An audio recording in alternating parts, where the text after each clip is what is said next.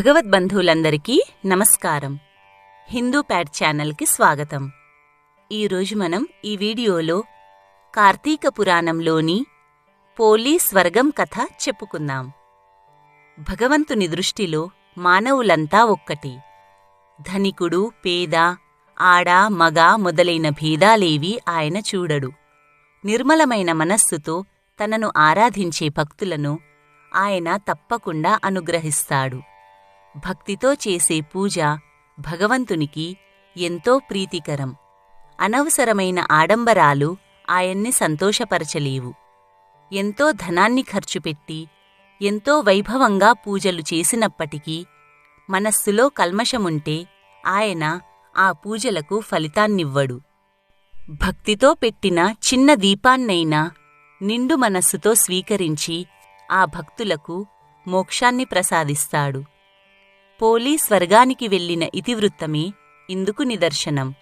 ఆ కథేమిటంటే, పోలి చాకలి కులానికి చెందిన స్త్రీ. చిన్నతనం నుంచి ఆమెకు భక్తి ఎక్కువ. పూజలన్నా నోములన్నా ఎంతో ఆసక్తి, భక్తి కూడా.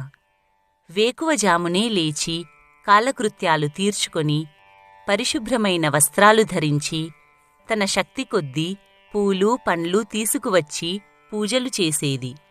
పోలికి యుక్త వయస్సు రావటంతో తల్లిదండ్రులు మంచి సంబంధం చూసి ఆమెకు వివాహం చేశారు.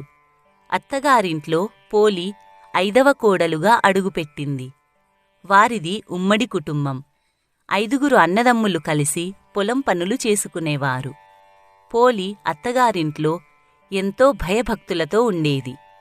ఇంటికొచ్చిన అతిథులను, బంధువులను ఎంతో గౌరవించి ఆదరించేది. దీంతో బంధువులందరికీ పోలి అంటే చక్కటి ఆప్యాయత ఏర్పడింది. ఆమెను ఎంతగానో ప్రశంసించేవారు. చిన్నప్పటి అలవాటును కొనసాగిస్తూ పోలి అత్తగారింట్లో కూడా పూజలు, నోములు చేసేది. ముత్తైదువులకు పసుపు కుంకుమలు పెట్టేది.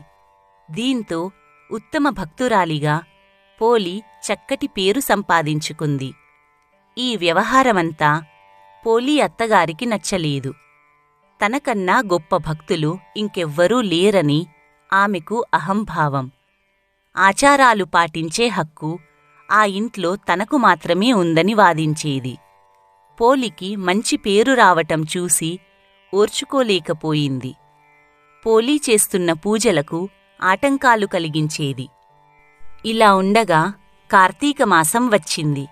పరమేశ్వరునికి ఇష్టమైన మాసం కార్తీక మాసం కావటం, కార్తీక మాసంలో చేసిన ఏ చిన్న పూజ అయినా అనంతమైన ఫలితాలను ఇస్తుందని శాస్త్రాలు చెబుతుండడంతో పోలి అత్తగారు ఈసారి ఎలాగైనా సరే పోలికి కార్తీక మాసం పూజలు చేసుకునే అవకాశం ఇవ్వకూడదని గట్టిగా నిర్ణయించుకుంది. బయటకు ప్రేమ నటిస్తూ మిగిలిన 4 కోడళ్లను వెంట తీసుకొని పోలీని మాత్రమే ఇంట్లో ఉంచి నదీ స్నానానికి వెళ్ళేది. అక్కడ దీపాలు పెట్టి పూజలు చేసుకొని వచ్చేది. ఇంట్లో ఉన్న పోలీకి తాను వచ్చేసరికి పూర్తి కావాలంటూ ఎన్నో పనులు అప్పగించింది. చివరకు దీపం పెట్టుకునే వీలు లేకుండా అన్ని రకాల పూజా సామాగ్రిని దాచిపెట్టి మరీ నదికి వెళ్ళేది. పోలి మాత్రం తనకు చాలా పనులు అప్పగించినందుకు ఏమాత్రం బాధపడలేదు, కోపం తెచ్చుకోలేదు. అత్తగారిని అదేమిటి అని ప్రశ్నించలేదు. పెరట్లో ఉన్న పత్తి చెట్టు నుంచి కాసింత పత్తిని తీసుకొని దానితో వత్తిని చేసి ఇంట్లో కవ్వానికి ఉన్న వెన్న రాసి దాంతో దీపం పెట్టేది.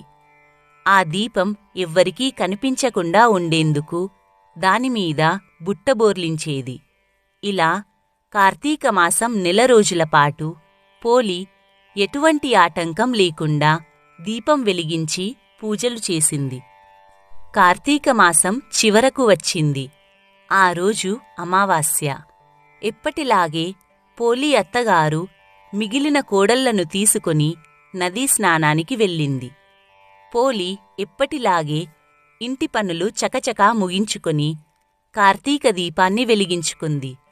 ఎన్ని అవాంతరాలు వచ్చినా ఎంత కష్టసాధ్యమైనా ధర్మాచరణ చేసిన పోలిని చూసి దేవదూతలకు ముచ్చట వేసింది.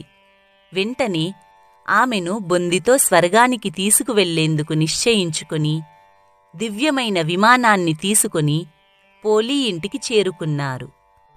అప్పుడే ఇంటికి చేరుకుంటున్న అత్తగారు, ఆమె కోడళ్ళు ఆ విమానాన్ని చూసి అది తమ కోసమే వచ్చిందనుకుని మురిసిపోయారు. కాని అందులో పోలి ఉండేసరికి హతాశులయ్యారు. ఎలాగైనా ఆమెతో పాటుగా తాము కూడా స్వర్గానికి వెళ్లాలనుకునే ఆత్రంలో పోలి కాళ్ళు పట్టుకొని వేలాడే ప్రయత్నం చేసినా ఉపయోగం లేకపోయింది. విమానంలోని దేవదూతలు పోలీకి మాత్రమే స్వర్గానికి చేరుకునేంతటి నిష్కల్మషమైన మనస్సు ఉందని చెబుతూ వారిని కిందకి దించేశారు. పోలి మాత్రం స్వర్గానికి చేరుకుంది. కార్తీక మాసం నెల రోజులు విడిచిపెట్టకుండా నిష్కల్మషమైన మనస్సుతో నిత్యం దీపం వెలిగించిన ఫలితంగా పోలీకి స్వర్గం చేరుకునే వరాన్ని ఆ పరమేశ్వరుడు అనుగ్రహించాడు. భగవంతుడికి కల్మషం లేని మనస్సు, ఆడంబరం లేని పూజ, నిర్మలమైన భక్తి తప్ప మరేమీ అవసరం లేవని పోలి జీవిత ఇతివృత్తం ద్వారా స్పష్టమవుతోంది.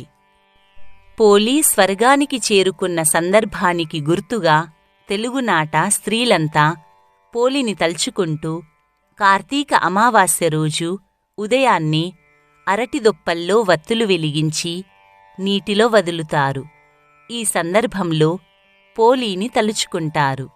ఈ ఘట్టమే పోలీని స్వర్గానికి పంపించటం అనే పేరుతో ప్రసిద్ధి పొందింది. కార్తీక మాసంలో ఏదైనా తప్పనిసరి కారణంగా నెల రోజులు లేదా ఏవైనా కొన్ని రోజులు దీపం వెలిగించలేకపోయినప్పటికీ అమావాస్య రోజున 30 వత్తులు వెలిగిస్తే మొత్తం నెల రోజులు దీపం వెలిగించిన ఫలితం దక్కుతుంది. కార్తీక మాసమంతా దీపాలు వెలిగించినవారు అమావాస్య రోజున అరటిదొప్పల్లో వత్తులు వెలిగించి నీటిలో వదిలిన తరువాత బ్రాహ్మణులకు పరమేశ్వర స్వరూపంగా పూజ చేయాలి. వారికి స్వయం పాకం దానం చేయాలి. దీనివల్ల పరమేశ్వరుడు ప్రీతి చెంది భక్తులకు కోరికలు తీర్చే వరాన్ని అనుగ్రహిస్తాడు.